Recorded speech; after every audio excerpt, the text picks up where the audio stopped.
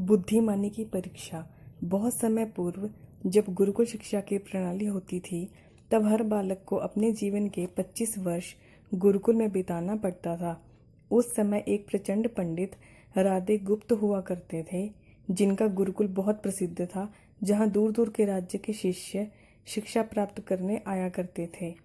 बात उन दिनों की है जब राधे गुप्त की उम्र ढलने लगी थी और उसकी पत्नी का देहांत हो चुका था। घर में विवाह योग्य एक कन्या थी।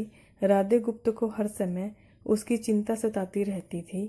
वह उसका विवाह एक योग्य व्यक्ति से करना चाहते थे, जिसके पास संपत्ति भले न हो, पर वह कर्मठ हो, जो किन्हीं भी परिस्थितियों में उसकी बेटी को खुश रख सके और उचित समय पर उचित निर्णय ले सके।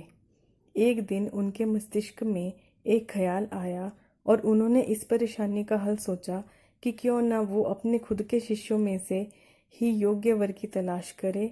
उनसे बेहतर उनकी बेटी के लिए और क्या हो सकता है। इस कार्य के लिए उन्होंने बुद्धिमान की परीक्षा लेने का निर्णय लिया और सभी शिष्यों को एकत्र किया। राधे गुप्त ने सभी से कहा कि वे एक परीक्षा आयोजित करना चाहते हैं, जिसमें सभी की बुद्धिमानी का परिचय होगा। उन्होंने सभी से कहा कि उन्हें अपनी पुत्री के विवाह की चिंता है, जिसके लिए उनके पास पर्याप्त धन नहीं है। इसलिए वे चाहते हैं कि उनके शिष्य विवाह में लगने वाली सभी सामग्री कैसे भी करके एकत्रित करें, भले उसके लिए उन्हें चोरी का रास्ता चुनना पड़े, लेकिन उन्हें चोरी करता कोई भी देख न सके। इसी एक शर्त का पालन सभी को करना है। अगले दिन से सभी शिष्य कार्य में जुट गए। रोजाना कोई ना कोई तरह तरह की वस्तुएं चुरा कर लाता और राधा गुप्त को दे देता।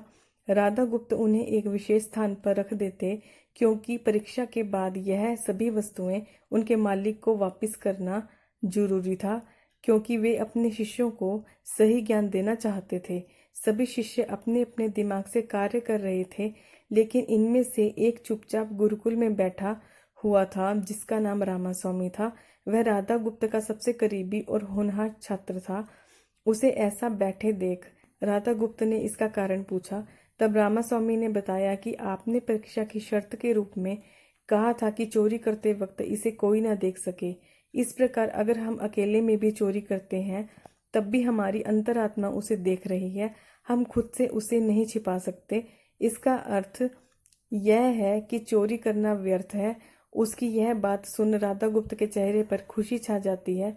वे उसी वक्त सभी को एकत्र करते हैं और पूछते हैं कि आपने सबने जो चोरी की, क्या उसे किसी ने देखा? सभी कहते हैं नहीं। तब राधा गुप्त कहते हैं कि क्या आप अपने अंतर्मन से भी इस चोरी को छिपा सके? सभी को बात समझ आ जाती है और सबका सिर नीचे झुक जाता है, सिवाय रामास्वामी के।